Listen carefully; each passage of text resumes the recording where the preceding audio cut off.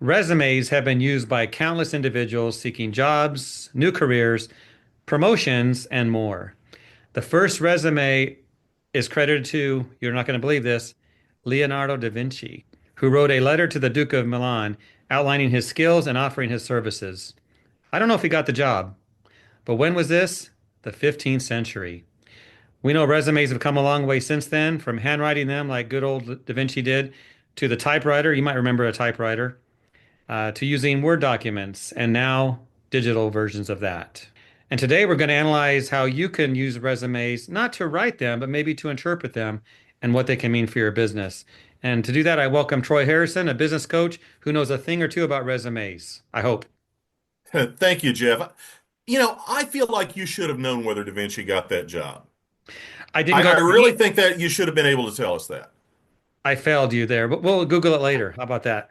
Sounds good. I have a question for you, Troy, before we get started. The word You bet. resume, where does that come from? You Ah, got me. Maybe you were resuming your career in a different place. I don't know. it's a French word, actually. Its origin is French, and when you translate that word, it means to summarize. Okay. There you go. Now, I'm not going to say that French word because I can barely speak English, but another opportunity for a Google exercise there. But People didn't know they were getting homework out of this, did they? oh, I know they're typing stuff right now. Is Jeff saying true stuff or untrue stuff? But Troy, tell us the truth about this. Let's talk about the 30,000 foot view of resumes.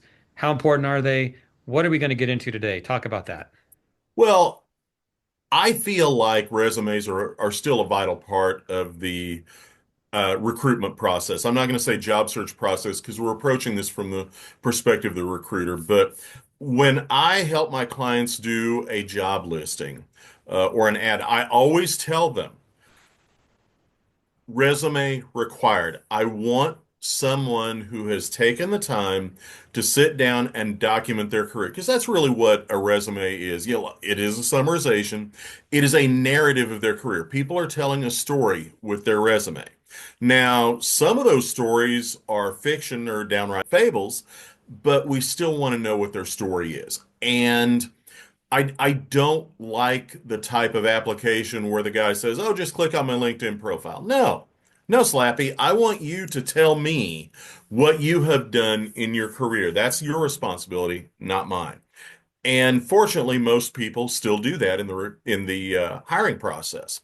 So my approach to the resumes is this: when when people want to hire, the thing that frightens managers the most about hiring is, oh God, I got to read 100 resumes or more. No, you don't. You don't have to read them. What you need to do is create a very quick resume screening or triage process to figure out whether or not they're even worth reading. And I'll give you my guidelines. I've been involved in hundreds, maybe thousands of sales hires in my career. Here's always been my guidance on what to look for in a sales resume or a management resume. The first thing I look for is I want somebody who has had at least 3 out of the last 5 years on the same job.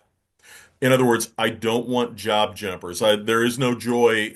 There's this thing that I call the Joy Club, which stands for Job of the Year.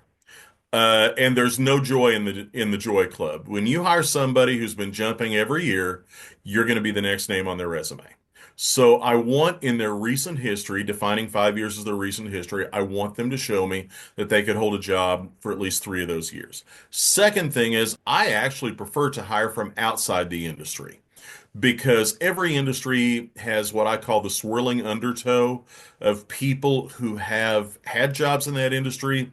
They've never really accomplished much, but because they have industry knowledge, they can go ahead and get another job. I don't really like to hire those people because usually you're following a lot of failure when that happens. So the second thing is some form of allied experience. And I draw it broadly enough to say, well, business to business experience or business to consumer experience. And for whatever position you're hiring, you can figure out what that allied experience looks like and have an idea of what it is. The third thing is I want to see some form of accomplishment. Don't just tell me what you did, show me you were good at. You can do a resume screen with a little practice. You can do this kind of triage on a resume in 5 to 10 seconds. You don't have to spend a couple of minutes reading the resume. If somebody passes that, which by the way, in a typical search that you do on Indeed, 10 to 20% of the resumes you get are going to pass this triage. That saves you a lot of time in reading a lot of resumes that really don't have any hope of being an appropriate fit for you. So that's the first piece. Do your resume screening. Now, here's a change that I've seen in the hiring process, and that's with respect to response time. When I was doing recruiting, and I stopped doing recruiting as part of my practice about 7 years ago. But when I was doing recruiting and I do those job searches myself, I used to gather resumes for a week or two. And then I'd go through and I'd do my screen. I'd figure out who it was that I wanted to talk to, and I'd reach out to them then. And here's what I'm finding. This is one of those changes that's very much cultural. If you don't respond quickly, and when I say quickly, I mean within at least 24 hours, the sooner is the better, you may not get a response from these people. There's a couple of reasons for that. First of all, the hiring market has gotten so much more competitive. The good people out there are having plenty of people after them. In other words, if you are a person who has a lot to bring to the table, you're not going to have to sit around waiting for long when you submit a resume for somebody to respond to you. The second one is cultural. Here's what I mean by this. Social media has conditioned people to immediate response and immediate gratification. When you post a social media post, just like you're going to post this video, you're going to post this video and probably within the first 15 minutes, you're going to be getting likes and reactions to it. That's how we're conditioned because, I'm awesome at these videos, but that's how we have become conditioned as a society is to expect that immediate gratification. And if people don't get it, they lose interest very quickly. So what I tell hiring managers now, if at all possible, when that resume comes in, if you are not in the middle of something mission critical, click on it, do a quick triage, and if you want to talk to them, call them. This is the third part of responding. You need to provide multiple points of contact and you need to use multiple points of contact. Used to be you call them, leave a voicemail. If they didn't respond, to heck with them. Now you need to have multiple points of contact. Call them, and if they don't respond, tell them why you're calling and say, here's my number to text me, here's my email address. And then email them and then text them. 50% of the responses I'm seeing now are coming from text. What I mean by that, not responses from Indeed, but what I mean is the manager does this, they leave a voicemail, no answer on the voicemail, then they text. Half of the time, the candidate's preferred response is through text. That doesn't even tend to be generational. We're even seeing the older cohorts wanting to do that because text is perceived as a more immediate form of communication. So, and all of these changes, by the way, are ones that have really come up in the last 3 years or so. Up through then, the old methods really still worked well. Nowadays, I'm seeing an opportunity to update, and that's one of them. A lot of good information, Troy. I have to think, you talked about the resumes. What do business owners, those looking to hire, do they want to see a letter submitted with that? Anything else that would help them with their process of deciding on a new candidate? In my opinion, I don't think the cover letter adds a lot. Hmm. When I got cover letters, I seldom read them. I should point out, when I do read a cover letter, I'm actually looking for negatives rather than positives. I'm looking for bad writing. In some cases, I'm looking for things that are wildly inapplicable to what I'm doing. And I do that too. When people ask me how to put together a resume, I say, don't put a job objective on it. It's the most useless line on there and it can only hurt you. For instance, let's say that I am in the middle of a search for a client of mine who is a label printing company. I actually have a client who's a label printing company right now. And then I get a resume that says, I'm looking for a leadership position in pharmaceutical sales.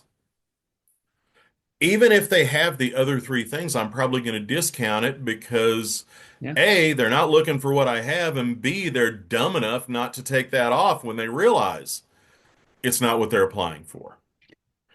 So if you read things like job objectives and cover letters, look for red flags.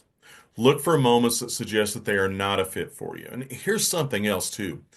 One fad that came into play is what's called the functional resume, which is to say, you get the resume, there's our contact information, and there's this tremendously long list of qualifications, things that they say that they're good at. I don't read them because a qualification that is divorced from the job in which they had the accomplishment is meaningless. It's just a list of fluff. I want to see their accomplishments in context with the job where they accomplished those things. I think it makes it a lot easier to read, and I tend to believe it more. All that is great. It still takes quite a bit of time to do the analysis of all that. Are there some AI tools or some tech that you value? If you're facing 100 resumes, you mentioned the things you're looking for. You want someone who's not been jumping jobs, Mhm. who's qualified for the job. You're not going to read their cover letter. Any ways to shortcut some of that in this search? My short answer is no.